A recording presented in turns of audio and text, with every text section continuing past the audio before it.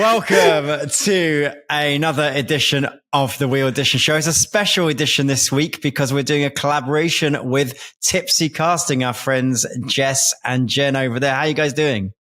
Good. How are you? We're really great, actually. Good, we're less experienced at this than you are. I hear on this podcast that you have to drink. Is that right? So I've got mine ready and I'm going to pour it right now. I hear that's... Yes. Well, let's start there. ASMR. What are you drinking? This is a canned cocktail with ginger beer. Oh. What is the alcohol? Vodka, I presume. I don't know. It might be a tequila. You haven't even checked? No. I don't drink much, you know that. It's unusual. 6 p.m. somewhere. Might be dangerous. Yeah. 6 p.m. somewhere. There we go. So Richard's going to be really drunk by the time we're done with this. Blended cocktail with real ginger root for a fresh and spicy taste. Well, there you go. That was like a very fancy commercial, wine Rich. glass. I love it. Yeah, that's all I got. What are you drinking, Jess? I popped open a Golden State cider, which is my summer drink of choice because it's nice and crisp and lovely and easy. Nice. How about you, Jen? I put it in our Tipsy Casting wine glass. Oh, look at that. Well, you have merchandise? We have merch for us. We don't sell it. We don't have enough listeners. So I'm kidding. Rich, we need to get some merch. I need a WeAudition mug. We do have mugs. People posted about mugs, didn't they? Members. Yeah, they sent in their I don't actually have one myself, so I should get one myself. Yeah, Jess is the creator of this. I'll hold it up. I love it. It looks neon. Like Tipsy Casting. Like the little director's chair. It looks a bit Pink Ladies. It is. You have to have an entirely full glass in order for it to make sense because then you can see the neon. So it really encourages, alcohol drinking. Well, mine today, I have a nice healthy green juice. They haven't sponsored us yet, but it's AG1. I drink this stuff every day. Athletic Greens. And I have I'm in LA, so I have a full day ahead of me. It's midday, so I can't be drinking yet, but I'm going to go to some fun events tonight. Listen, I got a full day too. I've got a 2-hour MRI ahead of me, so I'm drinking now to prepare for it. Wow. 8 p.m. here in England, so we're after this going out. We're all done. Ladies, we've been following your podcast. You give us the best casting stories. What is a casting story recently that you think has been super significant? Of our own? Yeah, or someone else's, your own one you've been involved in? Well, I was going to say, I think we have been dealing a lot with producers and directors kind of acting out lately, coming out of the strike in terms of like a lot of ridiculous requests. And we always complain about it, but and I don't think people understand how much casting kind of gets backed into a corner of working for free. And it's kind of become this standard thing. And so something that just happened to me while my family was here. So I was literally down at Brighton Beach and trying to enjoy the sunshine and the pier. And I'm in an argument with a producer on the phone because he's led me down this whole road. He was like, it's financed. We have, he had development financing. And he was like, it's a 10 million indie. We have all these people behind us, all these sponsors, blah, blah, blah. And the funny thing is I almost said no to the movie originally because it's very similar to what I'm casting, like a very low budget what I'm casting right now. And it's almost identical in what it's about. But I was like, but this one, if it's done at 10 million and there's all this big sponsorship and everything behind it, it's going to be a very different version. And so I was standing there and this is the 4th time I think I talked to them, and I had done 2 Zooms that were over an hour each. And I just have become so cynical now because I'm just like, you have to show me the money almost, because we put in all this work. Wait, say that properly. What do you have to do? Show me the money. And they're a producer, so they never will, right? No. And then, so I tell him, I said, okay, and Jess knows this because I got myself into trouble not doing a contract on one of the films that I did recently, and it was a whole fight. But so ever since then, I've been very strict about putting in a consulting contract that leads into an active casting deal. And so I said, well, I'll send it to you. You can deal with it. And he's like, great. So I send it to him and I hear back in a day and he's like, well, so we don't really have developmental financing. So can you just defer your fee until the profits, not even until it's financed. Wait, so you defer your consulting fee, which is a chunk of money for us, and until the profits. And then he's like, and then on top of it, we'll give you 10 grand to cast the whole movie. I'm like, this is all children. I was like, in what world for 10 million do you think it's okay to offer 10 grand to cast an entire film? Well, and that's a 10 grand deferred, was it? No, so the other part was that this is like for the active casting deal, because what we do to protect ourselves these days, because we get screwed over so much, is we'll do the consulting fee for, okay, $10,000 or whatever. And then we'll make sure our active deal is done. So I don't know, you get like 50,000 or 80,000, depending on the budget or whatnot, when you actually have to cast, because that's usually like, I don't know, anywhere from 20 to 60 roles I've cast before in an entire film. And so I laughed. I was just like, what a colossal waste of my time. And so I just wrote back. I said, best of luck. No. Well, I mean, it's one of those things of it. We all know that a lot of movies don't profit, especially indies. Yeah. And so for someone to dangle and as actors, you know, we get that at the start of our careers a lot. People dangling the carrot for a credit or meals or copy. And the irony is when you see people offering a credit or a copy, they almost never deliver the copy because the copy never exists. It never even comes out, you know? So it's a struggle for anyone that's trying to, you know, do anything in the indie film world, right? I'd say that was the majority of the stuff that was like posted on the websites, like, you know, Mandy Star Now and a lot of the ones, self-submitting ones. The majority of them are those projects. And if you're starting out, you might think, oh, the lead in a feature film, that's amazing. I need that for my reel. But yeah, from my experience too, I've done a lot of those and then they never finish it or they never send you the role. They never see it. I'm in like 4 films I've never seen. I feel like the way, like for young actors or, you know, actors that are just sort of entering into the space, to guarantee they'll get some footages to focus in on student films because they have to turn it in because it's their thesis. Yeah. So otherwise they don't graduate. So it's like to zero in on the, you know, if you're in Los Angeles, the USC, UCLA, AF5 film schools, it's like you have it all in your backyard here. Or if you're in London to focus on the other stuff. So I think that's, you know, that's a way to be a little bit more strategic when you're doing stuff for free. Great student films. Yeah. Not all of them, because some of them, you know, aren't necessarily right for me or that but the graduation films really, really worthwhile, I think. Do you find if you're working with indie films though, is that like a common thing that people, they want to bring on casting, so they get the cast, so they get the money, and it's that catch-22. Is that going to change ever? I think we have to put our foot down, honestly. If I'm coming on, and this is sort of a case by case, but I think it has to become more prevalent. If I'm coming on when you have no financing and you have no development funds, and this takes a very special script and special filmmaker to get me on at that point. But if I'm doing that and what I'm bringing to the table is your green light, I'm a producer on this movie. I'm not just a casting director. If I'm making attachments that greenlight your film, that you need to expect to start this process with me as a producer, not just as a casting director. Because a casting director they build the world around whatever you've got, essentially. And we attach to the leads and all of that stuff, but you have to have money in order to get to that point. If you don't have money, then we're not strictly casting directors. But that's that catch-22, isn't it? Because how do they get the money without the cast? I mean, it's got to be that they have to have their own relationships to lean into agents and managers and all of that stuff. If they don't have it, that's where we come into play. But you have to either pay us accordingly and treat us respectfully, or we are producers on this film.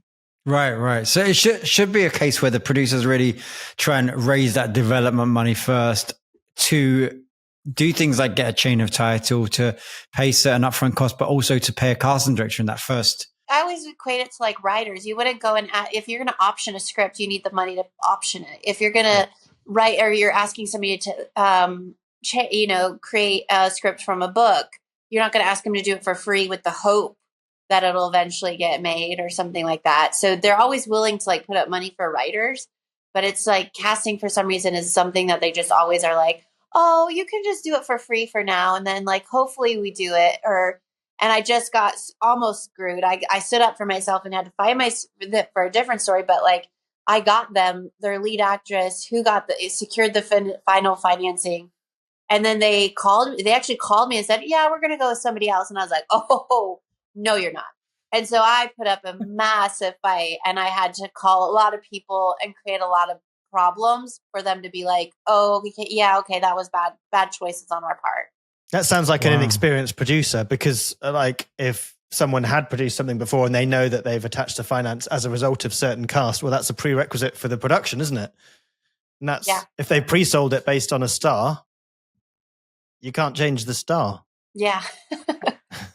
I think also there's when we come on to indie films, we usually have more experience than most of the people that we're dealing with. So it's something like when I'm meeting on something and I'm interested, but the interview is not them interviewing me. It's the reverse for me, at least. And so it's like understanding what the expectations are, if I can manage their expectations, but also, do I want to spend the next year dealing with this person? Because usually it takes that long for an indie, you know? So in an ideal world, if I was an indie producer listening to this show, because I see a lot of their decks, I get people sending me their, films that they want to make all the time. I see the team, the potential cast, all of those things. I never really see a casting director attached to that point. So if an indie filmmaker is at that point where they've got a concept, they either have a little bit of money or they're raising money, how would they find a good casting director, number one? And what should they pay them to get them on the project? And I'm talking like a low budget indie, under $1 million. I think the best way to find somebody is to either like go to a short film festival, or if you go to like any of the other festivals. It's how I met one of my favorite producers I work with right now, is that she saw a film that I had in Sundance, and she reached out and she said, hey, I have the script. Here it is. It was, I think originally the budget was $300,000. It eventually ended up at $500,000. So it's very low budget, but she kind of just said, like, what are you willing to do? And personally, like, I always say anything below like 2 million, you have to set aside 2% of your budget for casting. So whatever that you have to give, say, I will pay you to the 2%, but I only have $3,000 to give you right now, or whatever the budget is. Just say that, and then say, as I get that, the rest in, we'll pay out the rest of the fee of whatever that ends up being. But I think it's a really great way, because we talk on our podcast all the time about how the older generation of casting directors are just kind of like snatching up all the work right now. And so I find that like festivals, short festivals, smaller film festival, things like that is where you're going to find the really cool up and coming casting directors who probably want to add more things to their resume and get more visibility on our scene of casting. So you probably have a better shot if you reach out to those kind of people, instead of going after Francine Maisler or Sarah Finn, because they might do it, but you're getting their assistant's going to cast it at that point, because they're not making any money. So, and do you think people go after those classic names for casting because of the work they've already done, or are those companies and legacy casting directors better at marketing themselves? I honestly, I listened to your episode with Jason Kennedy, and he says it beautifully, I think, in that episode, that people think that just because you're, Francine or Lorraine, that you have more access to X, Y, and Z, which is not the case. We all do the same job. We have the same contacts. We deal with the same agents and managers, and we can get to the same bottom line that she does. But it's just they have this this misinformation that for some reason the rest of us can't do the same thing. And really, that at the end of the day, it depends on the filmmaker, it depends on the budget, and it depends on the script. If any of those things are bad, Francine and Lorraine are not going to be able to get anybody worth their salts just the same. So it doesn't really matter. Right. And that's the same thing you're saying. If you've got the relationship with the agent and it's a good script, then the client should want it, and the money's there, the client should want to do it. Yeah. That's surely the beauty of the internet nowadays, isn't it? Because everyone has IMDb, and I'd say everyone in the industry has IMDb Pro, and you can look up someone's agent manager, give them a call or send them an email. Pretty much anyone can do that. And like you say, if the package is right, there's a lower barrier to entry in a sense. And it's not that you have to. I think also like the front door. For us, we're not newbies. I've been doing this for 15 years. I think Jen is probably somewhere close to that as well, if not over. And we have that much time of establishing ourselves, building reputations, being trustworthy, like all of those elements that are important in this industry, because at the end of the day, it is a relationship industry, to know that you're not some rando off the street and that you can be trusted and your taste matters. To get a response, to actually for them to take notice and to read the script and to take notice. Yeah. Yeah. And absolutely. I had a film that came to me during COVID. It was called How I Learned to Fly. And it had the money. It had a producer that was a lit manager that represented a very reputable director. So he was not like a random person by any means, but they had tried to make an offer to an actor before I came on board, and nobody responded to them. And it wasn't until I called that they started engaging, because they're like, oh, okay, this is a real thing that's got money. It's got people we recognize. Now it's fine, and then they ended up booking that actor. But it took all of that to get there. Yeah. And it's like what you say, sometimes credibility in life it comes with money, right? Because when you put your money where your mouth is, things get real. And so I know this business is largely collaborative, and you have to start out that way. But I'm a strong believer in, once you hit professional standard, pay people what they're worth, pay people what they need. And if you can't figure that out, put that into the plan, But I think a lot of people make the plan without knowing what it should cost, and then try and fill in the gaps. There's a time to make a short film with your friends and everyone work for free and everyone muck in. But then if you want to start using professional people, respect them with the compensation, the credit, all of those things. And casting, I feel like, is something you don't want to skimp on, because it's the first visual thing of the film. And I've never understood that like mentality by some people, where it's like, oh, we can skimp on casting, where it's like, no, like, maybe buy your clothes from Walmart instead of Target, or for costumes, or go to IKEA instead of, some high-end furniture shop for your set design. I was like, because I think the acting is just such a strong, like, piece to it, that if you get the wrong actor, I mean, we've I'm sure all heard the conversations over the years within the industry that if so-and-so would have not been in this movie, or if they or on the flip side, because somebody was in this film, it was amazing and they were perfect for the role. And it's like, it may not have been the perfect script, but it's like, if you don't have any money at all to give to somebody to help you in that direction. And kind of what Jess was saying is that, like, I recently was talking to an agent because I did a favor for a producer I work with a lot, because he was like, I've been calling this guy. We made a very high-end offer, and he's been around the industry for years. And he's like, I cannot get an answer. I've called, I emailed, everything, I've sent a foghorn, I just am like, I can't get a response. And I called him, and like within 10 minutes, I had a response. And I kind of like, after the fact, I was like, why? And he was like, the agent was like, Jen, I get so many quote unquote producers now emailing me, and I just don't even know who they are. Like, most of them, I'd say like 80% are not worth their salt. They claim there's somebody, they don't have any real like credits behind them. And he's like, at least I know you. I know you're not calling me to waste my time. And if your name is on it, I know, you're going to be a part of it. So I think that's quite fascinating. I think a validated intro is always, good in any sort of industry that people are busy. I know that if I'm ever trying to introduce somebody for whatever reason, I'll make sure that before I make an introduction, I look is there a win-win for both people? I'm not asking a favor of either side. If I'm putting two people together, it should be a beneficial thing on both sides. Otherwise, I won't do it, because I think then you start to ruin those relationships and those people stop taking your calls. Yeah.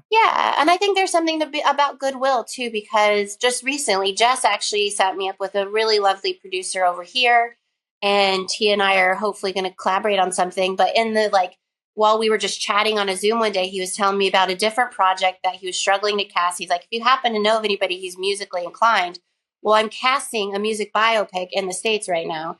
And so it's like, I know all those guys. And I said, you should really look at this kid. Like we loved him. He just ultimately at the end, we needed some more name recognition. And now so I have nothing to do with this other project of his, but I was like, you should start doing it. And I've probably given more effort and time of myself to getting that set up. And so that they could all get together and meet than I have on some of my other projects right now.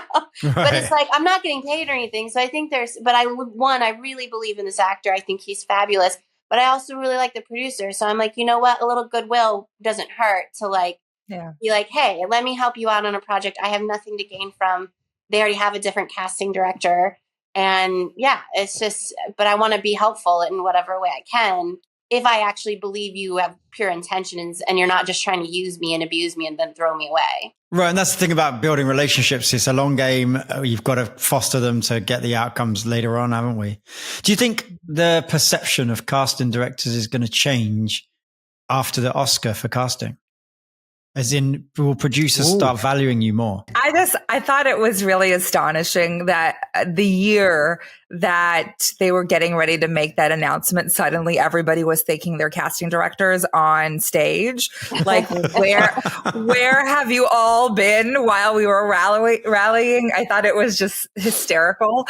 I would like to think that. I mean, the idea is, we talk about it very often and freely about our struggle as the younger generation of casting directors. And it's not exclusive just to us. It is the entire community and I know Jason spoke about this as well, that there are many casting directors that are hoarding work. And then the rest of us who are scraping by trying to keep our health insurance.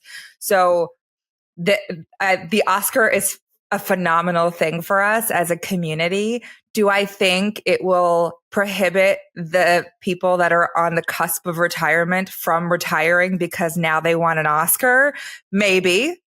That's entirely possible. And also, is it going to just end up being the same circulation of the same casting directors? I mean, we see it in our Artios Awards, which you guys have been to a number of times. Yeah. It ends up being the same slate of people because those are the people that are getting the opportunities. It's not really shaking up. And I'm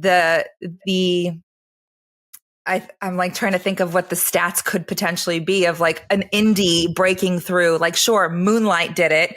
Moonlight is sort of like a drop in the bucket compared to how many studio films do it, So I think it's just an interesting concept. I think it'll have like a big impact to see, because if you watch how the big awards go, and even if you kind of look at the BAFTAs, because the BAFTAs have a casting category, and it's always the same kind of movies that win. So I'm equating it to After Sun. So if something like that breaks through, then most likely the casting director would get nominated, or our pal of the podcast, Carmel Cochran.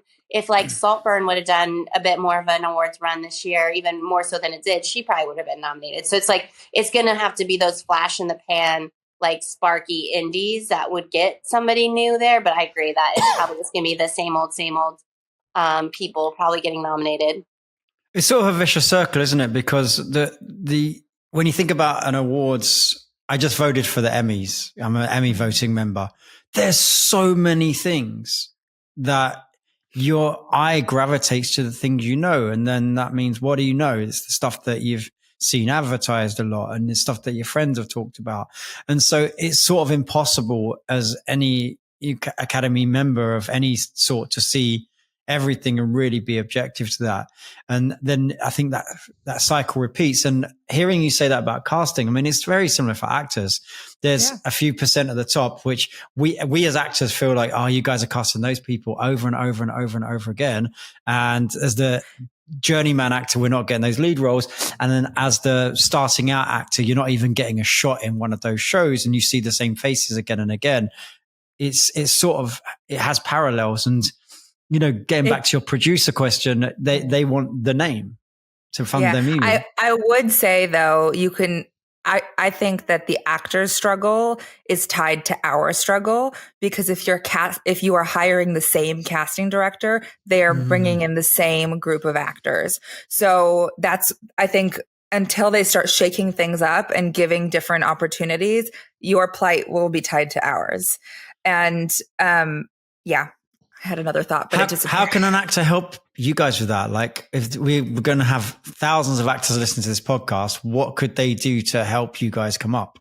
Well, I mean, I just recently decided to do something very drastic and enter into the producing realm myself, because I was like, I'm tired of not getting jobs or being a part of this like world. So a good friend of mine over here was like, I'll partner, I'll co-produce with you. And she's a very good producer, but I was like, okay, as long as you take me under your wing, because then I can. I mean, it's one of those things that I can't get jobs if nobody will give them to me. And that's a bit out of my control, because I can meet everybody. I can go to all the events. I can put myself out there as much as possible. But when we live in this world where it's either studios or higher up people making your fate for you, the only thing you can do is go and make your own fate. And that's why I was like, you know what? People have told me I'd be a good producer. I don't know if I actually will be, but I was like, I might as well give it a shot, because what else do I have to lose? We say this on our podcast all the time. Like, we have nothing to lose at this point, because we're already not getting the jobs. The worst that can happen is we'll still not get the jobs. Yeah. I learned recently, sort of through our journey as podcasters and being as open and vulnerable that we are. One, I learned that all of our listeners are not necessarily fans, that they have sent episodes to people just truly to get us in trouble, which is like, if that's you should take a look at yourself. And two, we've made some enemies because we're so outspoken. Even though we don't call anybody out specifically, people come into working relationships with a chip on their shoulder about us. And this is something I've experienced myself. And it's really disheartening, because it's like you could take inventory of this issue as somebody from a position of power.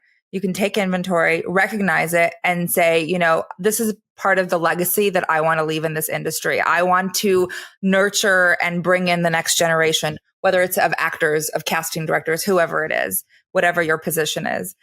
Or you can be defensive and vindictive, and you can figure out which way you want to do it. And it's sad to see that it's becoming the latter versus trying to nurture the people that are out there that could be the most amazing casting directors, that could be the most amazing actors.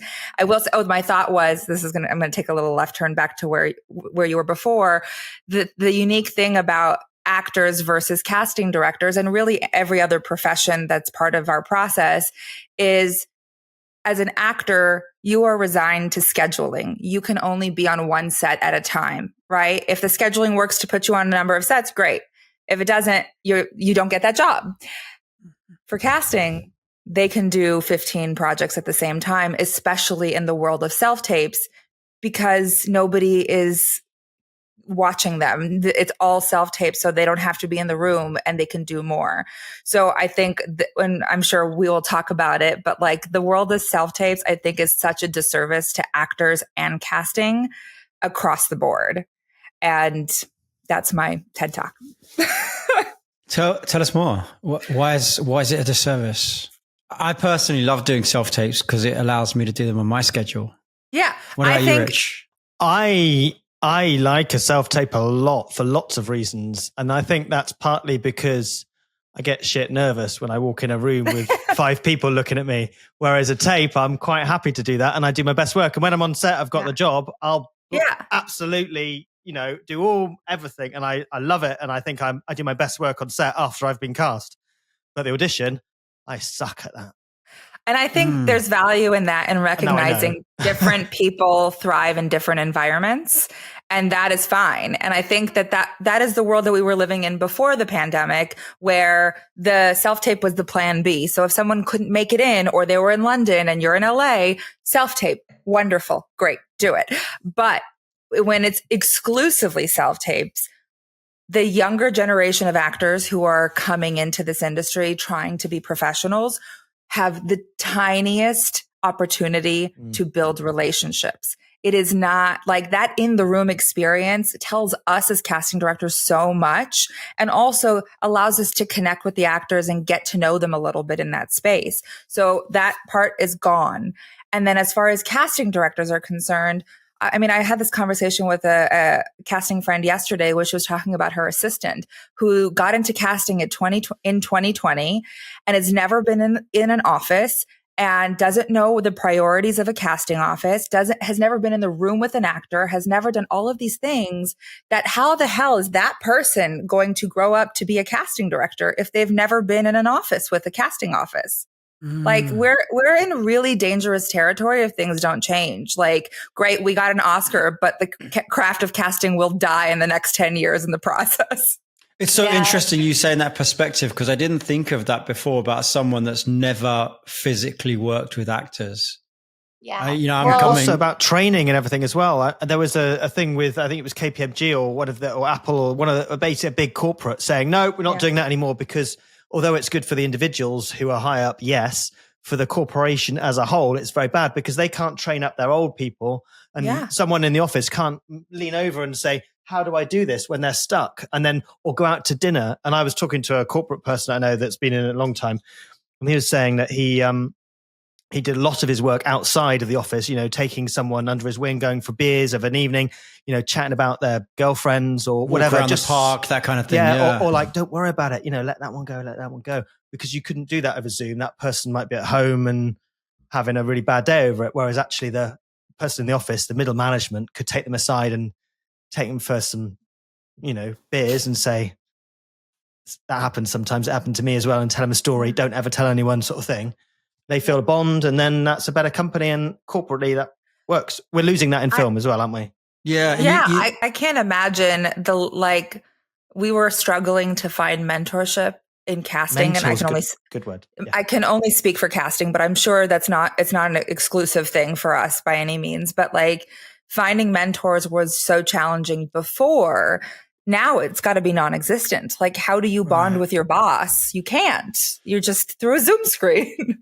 Well, what's interesting is I have a mild obsession with learning about community and things like that. So I buy a lot of books on the subject of community and friendships and connection and things like that. And there's scientific data all over to show that the amount of personal relationships you have is exactly relevant to your longevity and your health, your mental health for sure. And what, obviously WeAudition, we set it up as a video chat platform, but we're very big about keeping community. That's why we do live events like you have yourself. It's so important that we don't just keep to ourselves on a screen, and you go out and make those relationships for so many reasons. And the ones you're saying is interesting, because I've never thought about that before, about these new casting directors. How are they going to understand how to interact with actors? Yeah. Well, and one other thing I would say too, that kind of like hinders sometimes the actor, is if we don't know you, and I've learned this from like teaching classes and stuff lately, because that's how I've been getting my fill of trying to meet new people, especially over in the UK, but is if you can take notes, because if we've never read you, I have started to find out, and I've done it because I've read with friends. I'll be a friend's reader. Like, they'll be like, hey, I have a self-tape. Can you come and read with me? And they'll do it 12 times. And I'm like, what are you doing? You would never get this opportunity. And then it's like, and you wouldn't get this opportunity in a live audition. So, and I've had some issues where I've given opportunities to actors, and they've gotten the role based off a really good self-tape, and I didn't know them prior. And then they get to set, and they're like, I'll get a call from the producer saying, yeah, they can't really like take notes. We're like, just for future reference, like we kept trying to get him to go this direction. Like she was not having it. And so just like mark that in your head or whatever. And it's one of those things that it kind of makes us then more tentative to send new people and give those new opportunities to new people, because we just don't know you. And whereas if you were in the room and we're like, oh no, he can adjust like that. Like, or he can really, if you want, it might be like a good old boy reading, but then you can turn into the evil psychopath in 2 seconds. Like, we know that. And it's like, I think people forget that casting directors have so much information in their brain through all this experience that we draw on all the time. Like, even, Jess and I have a lovely group chat with a bunch of casting directors, and it's like a hive. Like, we'll go and be like, hey, who do you know who could do XYZ? Or does anybody know this? And everyone just immediately chimes in, and your brain just starts like spitting out information from years of knowledge. And these new casting people will never have that, unless they go back into the room, because they don't know really like, oh, are they, half the time I would read actors and they'd be British or Australian. And I had no clue until I actually started talking to them after the audition, because they would come in using their American accent, read an American role, and then they would say in there, I can't do an accent, so I won't even try to like pretend. No, go on, please try. Go on. Absolutely not. But like they would like, as they're walking out the doors, talking their other accent, and I'm just like, whoa, hold on. Are you not American? Good for them. Yeah. I know. But I mean, what do you say to the actor that lives in the middle of nowhere that says, okay, great. Like if we go back into in-person auditions, I'm screwed because I don't live in LA. I don't live in New York. Where am I going to get my auditions from? I don't think they disappear. I think that we go back in the room to start having that old experience again. And I think we still invite those actors. The thing is that if we don't go back into the room, that, I feel like every actor has a sense of a timeline. Sometimes they're not accurate of what they think, how long, most of the time they're not accurate, but how long they think it'll take them to get their first role or to build these relationships. Wait, no, I heard it's overnight. Overnight. You do one audition and then you become a star. Wow. Right? Which night? Usually a Tuesday, Rich. Usually a Tuesday. In 20 years? In 20. But yeah, so I think it's like that notion, whatever that timeline you think is in your head, like multiply that by 10, because it's going to take us that much longer to get to know you and what you're capable of, especially not in person. Like, we've had those actors where we've had them audition over the years via self-tape, whatever it is. And then when you get them in the room, if you fly them into test or whatever it is, like you get a different perspective immediately, and not necessarily that they bombed or, I've had many times where they just like blew it out of the water, and that's very exciting, but it's a kinetic energy that you need to feel. Yeah. And I think that's a bit like dating. I mean, I haven't ever done it, but if you met someone on text and they're not going to be the same as they are in real life. Exactly. The catfish of casting, right? I mean, we always joke that casting is like dating. Like it's like finding the one, it's like looking for the one for every project. Yeah. Jen, you've spent some time in the UK now after casting for many years in the US. Do you find differences in the UK actors to the US actors? Massively, honestly. I mean this, no disrespect. I've said it on our podcast many times that I love all my friends in the US. I'm friends with a lot of actors there. I just find that UK actors tend to be a little bit more reliable in giving good performances. Where consistently good as an actor, you mean? Okay, that's interesting. And I think it all stems from training over here. I think actors train a lot differently than especially actors who come up. I'm not speaking about you guys, but like, like people who are born in the States and they wake up in Nebraska one day and they're like, hey, I want to be an actor. And then they move to LA and they'll take some classes at, one of the local studios. But here it's like, it's almost like the system weeds it out for you, so that instead of us going through thousands of people, we only go through 700, and we know they're all trained in some aspect. I'm not even saying like they had to go to Lambda or ROD or anything like that, but they've already been kind of vetted to a degree that is not seen in the States. So it's like especially me, since I'm new and I don't know as many actors here as I do in the States, I'll give chances to anybody and everybody, because I'm like, if I can watch your work, great. Or if I can bring you in, that's awesome. So, and usually I find even if they're not right for it, they give really good performances, and you're like, oh, wow, okay, not this, but let me remember you for something else. And so that part is like a bit nice. I was telling an actor the other day who I did a consultation with that, literally, I'm because I still span. I still have movies back in the States and then I have stuff here. And so I released a breakdown in the States for a 30s to 40s female, any ethnicity, in the States, about a month ago. And I think I'm right for that. Yeah, you're in, Darren. Yeah. That's what actors over here are like sometimes, aren't they? They hear, no matter what the range, female, male, old, young, they go, I'm right for that. Oh, 100%. I think I probably at least had 20 men submitted, but wow.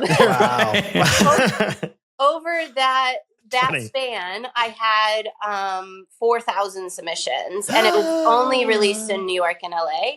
And then, so to compare that, like when I very first moved to the UK last year, I did a film very similar, that was probably 30, maybe 25 to 35 female, any ethnicity, I had 500 submissions.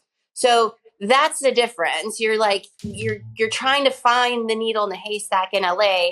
Where here, there's lots of needles. You just have to pick which one is the right size. I think a couple of things that make that happen, though, is from someone that grew up in the UK. I started my career in the UK, and now I've been in America a very long time. The barrier to entry in the UK is higher. For instance, Spotlight has certain, and people dislike this sometimes, but it has a barrier to entry of you've got to go out and figure out your own work for a bit before you can get into that system. The American Not system, anymore. Actually, they've changed it. Has that changed? Yeah. They did just change it. Right. So they can make more money. It makes more money. The American system, the making more money system, firstly, there's more actors here. I mean, there just is. I couldn't always run into another actor in London, but I can run into an actor within 3 feet of my apartment door if I want in LA. So there's more actors, and then the systems are really kind of wide open for anyone to join. You can pay some money and put up a headshot and you're an actor.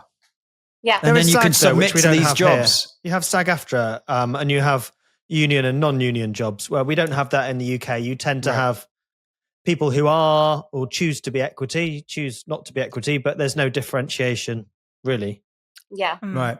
So it's just this whole different funnel, really, isn't it? Yeah. And I think it's quite fascinating what's happening right now is that so much work is coming to the UK and Europe in general because of all the hikes in pay and everything and how expensive it has become to shoot in the States. Everyone's coming here for the financial relief to get their little indies made that they don't have the budget to pay exorbitant, location fees and actor fees and writer fees and all that kind of stuff. And let's threat of a strike as well. Yeah, exactly. And so, I mean, in the past 2 months, I've had 2 producers from the States call me and they're like, hey, do you think we can do this? If I change some stuff, can we do this over in the UK? And I was like, yeah, of course. Come on over. I need the work, and that's what I think is going to change a little bit because on the heels of that, I'm having a lot of actors reach out and be like, how do I get a visa to work in the UK? Because I'm seeing everyone start to work there. And I'm like, okay, well, it's hard, just as hard as it was 10 years ago for British actors to go to LA, get their visa and work outside of pilot season. It was, now it's almost the reverse. And I was like, you really have to prove here that you have XYZ credits and awards or whatever to warrant a visa over here. And so I think we're almost in this very weird transition of power between the let's two. talk about that for someone that doesn't know. For an actor to move from the UK to the US, you need what's called an O1 visa. And that's a visa of extraordinary ability. So what you have to do in that is you have to prove that you have reached a certain level in your career and have been paid a high salary. There's press on you. There's, magazine articles. You have trained at a good school or have a degree or some kind of education establishment there. You have to have judged certain other competitions and other people's work. There's all these criteria. And I think a similar thing exists for the other way around if you're a US person coming to the UK. But over recent years, even the O1 visa, a lot of casting or productions don't want people on O1 visas here. They want them on green cards, even though I think technically that's not something they should be asking for or discriminating against. Have you noticed that casting, or sorry, not casting, I don't want to blame it on the casting, but that's who we get our notices from. Yeah. But the producers don't want people without citizenship or green cards or what? I don't know that it's specific to citizenship. I think it is because you can't, basically, I believe, this is my understanding, that when you hire someone with an O1 visa, even if it's a blanket visa, it has to be converted into the productions visa. And so that takes time. So when it's episodic, and especially something like a multicam that's moving so fast, we're only a week ahead of our own schedule when we're casting. So when it's episodic, we don't have enough time to process that transition. And that's why we typically cannot engage with an actor who doesn't have a green card. If it's a series regular then it becomes a different story, because then we usually have more time to be able to do that processing, even if it's like trying to petition for a visa for that actor, or if it's a feature, like we'll usually have enough time to do those things. But when it's episodic TV, that's when we start to see restrictions come from production that we can't engage with visas. But that's the same thing. It's like, even if you have a project specific visa, so like if, let's say, Warner Brothers got an actor their visa for this movie, it may not expire for 3 years, but then it still has to be converted to whatever the new production is. So that stuff takes time.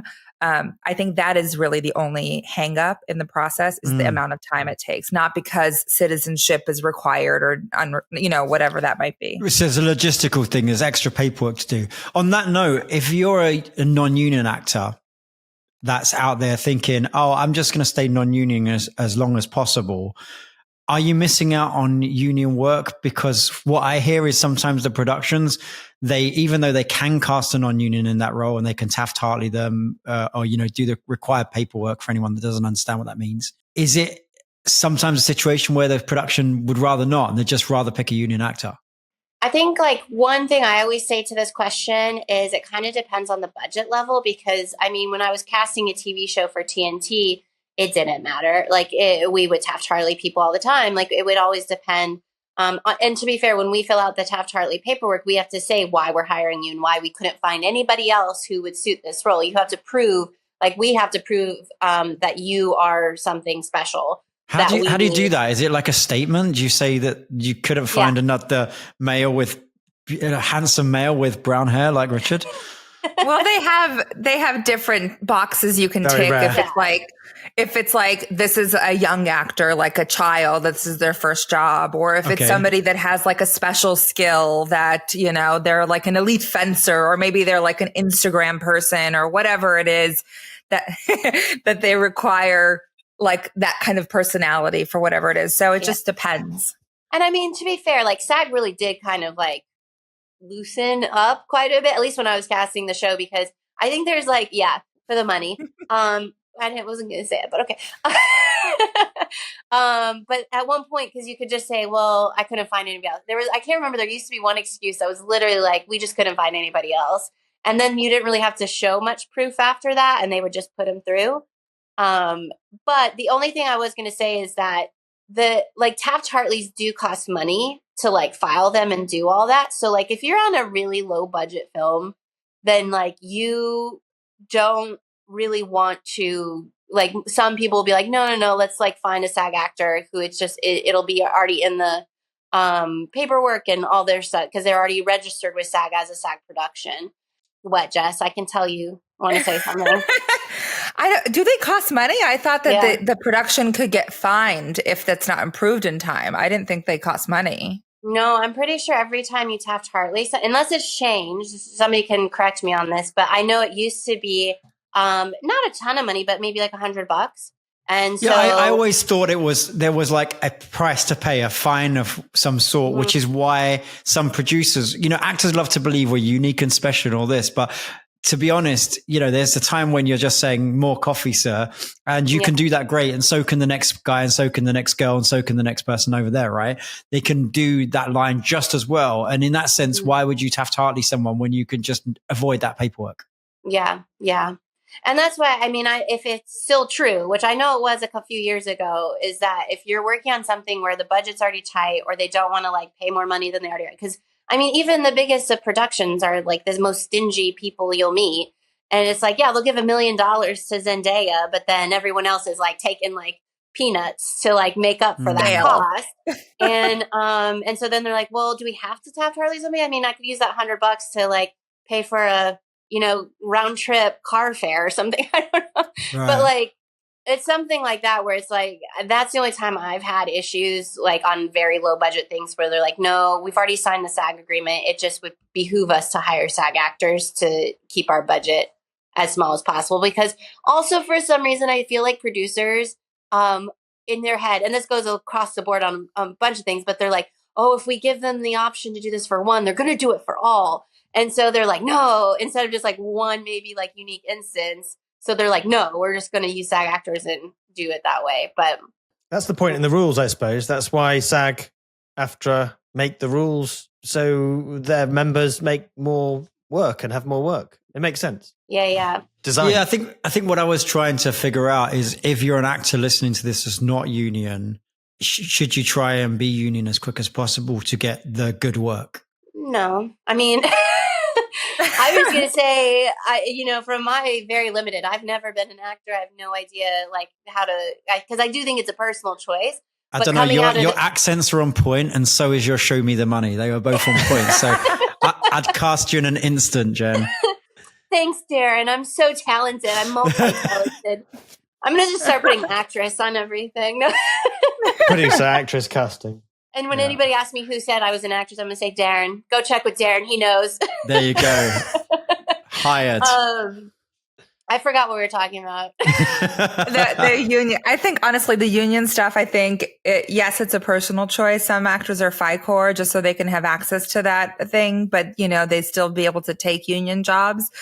They just can't vote, I believe, is the stipulation. But I think it's one. You get a lot of protections being a union actor that save you from other things, which I think is very valuable. But I will say, that's got to be a decision that makes sense for you. If you are if you're a commercial actor and you're making a lot of money on non-union commercials, which seems to be the most prevalent thing these days, and then you switch into union, those opportunities are going to become fewer. And the space becomes more competitive. So you have to be prepared for that transition. And the initiation fees and the dues are no joke for SAG-AFTRA. $1,000, multiple thousands, yeah. Yeah. And so it's it has to make sense for the job that you are getting in order to take that on so that it can pay a portion, if not the entire sum. It just depends. But I think, if you can stick it out and be SAG eligible for a while, that's great. Sort of I think what my question really is are casting directors seeing non-union actors as much as they see union actors? I think it depends on the role. Right. If it's a co-star, it's under 5, whatever it is, then there's really no differentiation. I'll see a non-union versus a union. That's fine. Knowing that I can Taft-Hartley if the production allows it. If not, then obviously I actually worked on a TNT show myself in 2018 or 2017, and they were no Taft-Hartleys at all. So we were only allowed to consider union actors. And so it just depends on the production ultimately. Right. Just one of the things I love about you is you also have this amazing charity that you do every year. Tell us about A Cause for Entertainment. Yeah, so we are a 100% volunteer nonprofit based in Los Angeles. This year is our 10-year anniversary. And yes, and our focus is to raise awareness and funds to support women and their families who are going through a breast cancer diagnosis and treatment. And so we work with a number. Basically, what got me into it was sort of realizing these massive nonprofits that are, they're the marquee names that we always see during the month of October. And you see how much overhead they have. And I think in California, at least, it might be not international, but domestically, you only have to donate 10% of your earnings to the actual cause in order to be considered a nonprofit.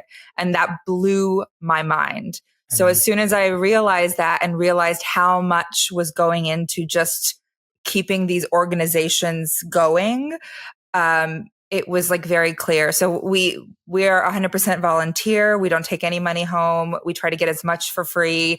And then we work with a few beneficiaries every year. For the last 6 years, we've worked with this woman who runs Shay Sharp's Pink Wishes. And she started as sort of Make a Wish in the sense of granting wishes to terminally ill women. But now she's expanded and she helps while they're in treatment and really like the boots on the ground that are actually doing the work with the people that need it. And so last year we didn't do it last year because of the strikes, but the year before and for the last 5 years before that, we were she's been our sole beneficiary for the last couple of years. And we're excited to come back in person this year in October for our annual fundraiser. And then we always do really great work with Charity Buzz. And we put up a lot of things for auction that are exclusive, like entertainment experiences, but also professional meetings. So you get a little bit of everything. Oh, amazing. And there's a big entertainment community behind it. I've been to a couple and we've tried to support you in the past. How can anyone listening support this year's Cause for Entertainment? Well, we love money. So if you want to donate it, that's great. You could do that on our website at causeforentertainment.com. We're going to do some graphics on this that make some dollars fall down as this is happening. Right? We're going to make it rain on the pod. I love it. And if you're not a money person, then, we love having volunteers for the big day, which will probably be mid to late October. Or if you want to donate things that are in kind, we've had like Fabletics and the Honest Company donates like big baskets in the past. And there's a lot of, we welcome corporate sponsors. We welcome all of the things. So you can find us online at acauseforentertainment.com or on social media on Instagram. Like we're very active on the Instagram. It's just at A Cause for Entertainment. And if you're an actor on a show that's maybe a series regular, you might be able to do some sort of a session, like a package where you can get something for the show, maybe some merchandise to donate, maybe some signed memorabilia, set visit, something like that. Leverage your position there to help out the charity, right? Yeah. What are you guys excited for coming up? I will say I'm very excited to be a producer. It's been one of the most exciting things. Scary as hell, but I am really excited to be kind of a part of this project that seems to be really cool and really fun and to kind of tackle. I'm not one of these people who likes to be stagnant in life, so I love a new challenge. So it's probably my most exciting thing coming up. I'm hopeful for a road trip in July. Please, God. Where are you going to go? Well, Jen and I are planning a little something. We're hoping that it all works out. But this is going to be like a Thelma and Louise. Yes. Thelma and Louise's Tipsy Roadshow. Yeah, pretty much. That's what we're hoping for. But I've never in my life gone on a road trip. So this was, I sort of invited myself to do this and she welcomed me. I did one from one side of the country to the other. I remember my friend in England, he came to LA to visit me, and a guy that he met here cast him as a model in a shoot that was shooting in North Carolina. Oh. And I remember he called me up and said, he was in England, he's from England. And he called me up and said, I'm going to do this shoot in North Carolina, but I told him to fly me to North Carolina and home from LA. So I'm going to come visit you. I was like, cool. And he's like, and you're going to come and meet me in North Carolina and we're going to drive back across the country. And I was like, I love it. And I just got a new car at that point. So I shipped this car out to North Carolina. We drove the whole way across the country. And wow. Was that in the Jag? It was in the Jag. And which broke down several times.